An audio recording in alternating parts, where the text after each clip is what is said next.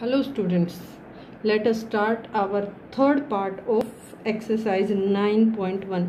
Last two questions are remaining, so let us start our question number 15. दोनों ही question काफ़ी important हैं, ठीक है ना। तो स्टार्ट करते हैं। Here we go. A state highway leads to the foot of tower. एक स्टेट हाईवे टावर के तक सीधा जाता है। A man standing at the top of tower. एक आदमी टावर के टॉप पर खड़ा है, एक कार को देख रहा है जिसका एंगल कितने का, मतलब जो टावर उसके टॉप से कार का एंगल 30 डिग्री है। Which is approaching to the foot of tower at a unit. जो एक ही स्पीड से क्या है, फुट की तरफ यानी टावर की तरफ जा रही है। 6 सेकेंड लेटर, 6 सेकेंड के बाद। विच is approaching the foot of tower with a uniform speed. जो फुट ऑफ टावर तक एक यूनिफॉर्म स्पीड से चल रही है। 6 सेकंड के बाद जो डिप्रेशन एंगल है पाया जाता है 60 डिग्री, यानी 30 डिग्री था लेकिन वो उसकी तरफ 6 सेकंड तक चली, तभी एंगल कितना हो गया, 60 degree. Find the time taken by the car to reach the foot of the tower from this point. इस पॉइंट से, ठीक है ना, कार को टावर तक पहुंचने में कितना समय लगेगा। एक पॉइंट है थोड़ा सा यहाँ कंफ्यूजिंग, उसको देखेंगे। पहले क्वेश्चन करते हैं।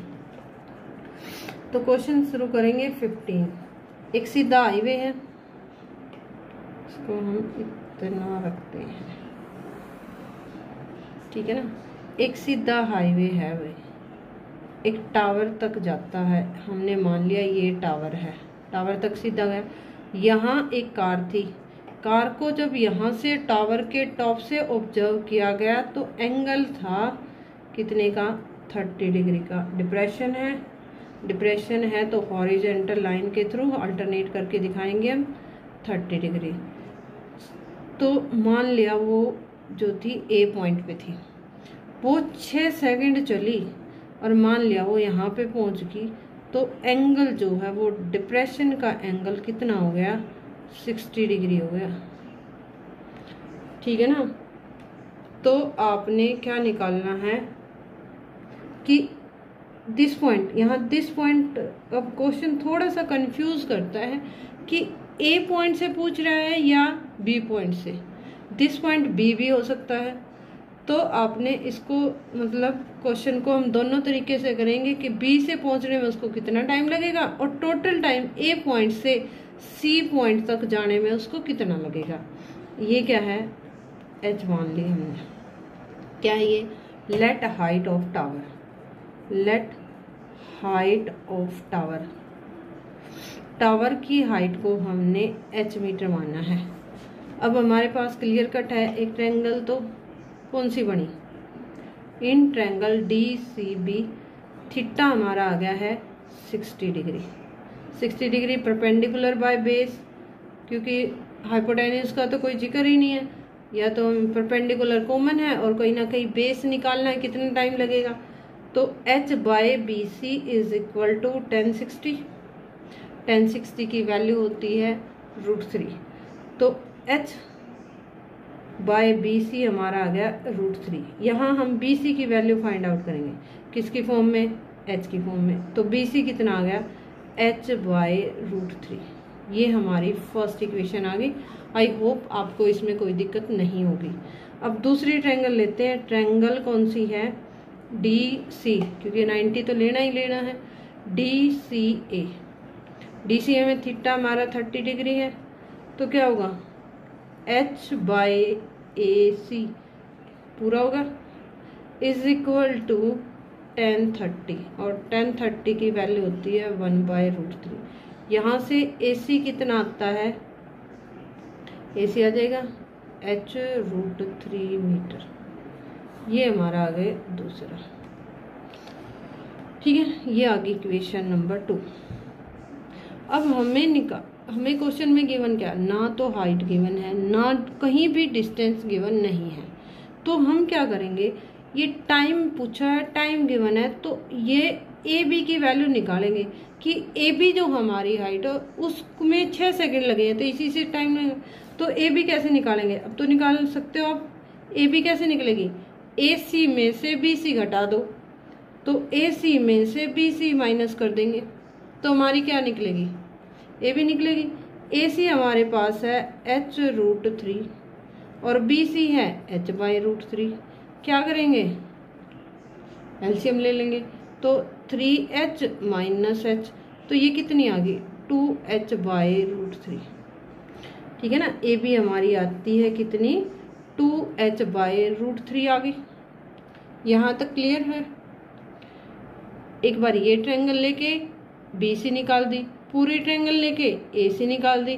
टाइम ए बी का गिवन है तो कहीं ना कहीं हम ए बी निकालेंगे। ए बी कैसे निकाल सकते हैं, पूरी में से इतनी घटा दो तो ए बी की वैल्यू आ जाएगी। ए बी आई हमारे पास 2h/, अब यहाँ जो ट्रिकी पॉइंट आ रहा है यहाँ आ रहा है, ये अगर कंफ्यूज क्रिएट होगा तो यहाँ दिक्कत आएगी, अदरवाइज क्वेश्चन में इसके अलावा कुछ नहीं है। Time taken to cover 2h/√3 metre, 2h/√3 metre को कवर करने में लगे हैं क्वेश्चन के according 6 second. Time taken to cover 1 minute, अगर 1 मिनट होती तो 6 बाय ये हो जाता है 2h × 3 आ गया, यानी 3√3h, 3√3/h का टाइम लगता, इतने सेकंड लगते। लेकिन हमें एक्चुअल में डिस्टेंस कितनी कवर करनी है, पूरे की निकाल लें। ए सी h√3 मीटर में कितना टाइम लगेगा, यहाँ सबसे मेन पॉइंट देखो, हमने ए बी की वैल्यू निकाली है 2h/√3। इस टाइम को कवर करने में 6 सेकंड लगते हैं। इसी से point, time taken to cover this distance is 6 second. 1 metre को करेंगे तो इतने सेकंड, और h√3 मीटर को करेंगे तो 3√3/h × h√3। कम में डिवाइड और ज़्यादा में मल्टीप्लाई, h से h कैंसिल होगा। ठीक है ना, तो कितना आया 9 सेकंड, यानी time taken to cover from point A to C कितना होगा 9 सेकंड।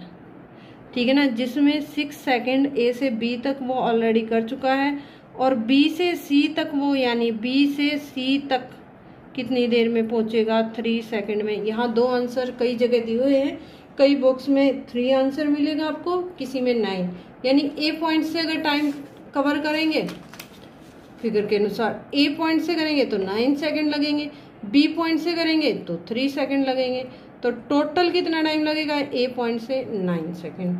ठीक है ना, ये था आपका क्वेश्चन नंबर 15। अब नेक्स्ट हमारा है क्वेश्चन नंबर 16, काफी इंपॉर्टेंट क्वेश्चन है ये भी।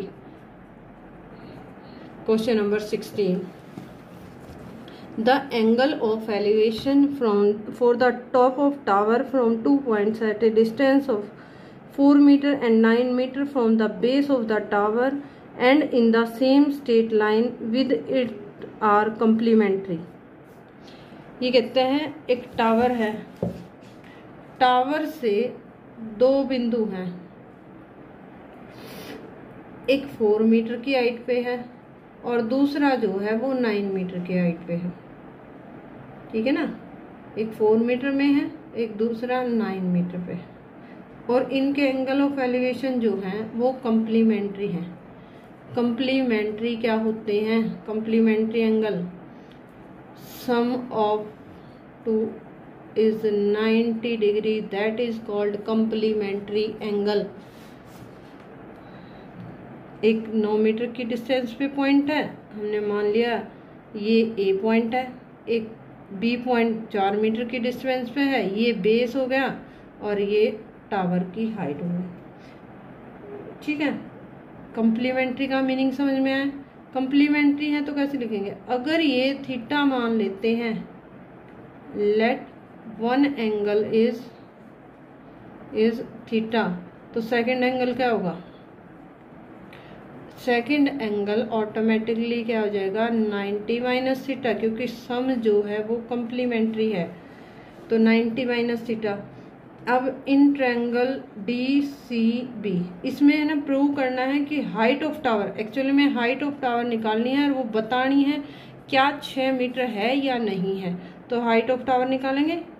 हमने पहले मान लिया लेट हाइट ऑफ टावर कितनी है, मानना जरूरी नहीं होता, आप इसको डायरेक्टली DC नाम भी दे सकते हैं थोड़ा सा अपनी इजीनेस के लिए। h/4 is equal to tan theta और h हमारा क्या आ जाएगा 4 tan थीटा। इसमें आई थिंक सो आपको कंफ्यूजन नहीं होना चाहिए। ये आ गई इक्वेशन नंबर 1। दूसरी ट्रायंगल लेंगे तो वो क्या होगी, दूसरी ट्रायंगल होगी हमारे पास DCA। तो ये आएगी perpendicular h by base 9 is equal to tan 90 minus theta. ये एक था 8.3 का फॉर्मूला है बेटे, 8.3 रिड्यूस हो गई है, तो मे भी चांसेस हैं कि ये क्वेश्चन थोड़ा सा कम इम्पोर्टेंट हो गया। tan 90 माइनस थीटा होता है cot थीटा और h हमारा क्या आ गया 9 cot थीटा, क्रॉस मल्टीप्लाई करते हैं। ये एक नया फॉर्मूला है tan 90 minus theta cot theta, exercise 8.3 का है। अब यहाँ जो ट्रिकी पॉइंट आता है, यहाँ ये आता है, ये तो सिंपल था, एक तो कम्प्लीमेंट्री गिवन है जो थोड़ा सा इस क्वेश्चन को स्पेशल बनाता है। दूसरा है ये कि यहाँ अपने इक्वेशन को जोड़ना घटाना नहीं है, यहाँ आपने इक्वेशन को मल्टीप्लाई करना है। मल्टीप्लाई इक्वेशन 1 और 2, और जब मल्टीप्लाई करते हैं तो लेफ्ट को लेफ्ट के साथ और राइट को राइट के साथ।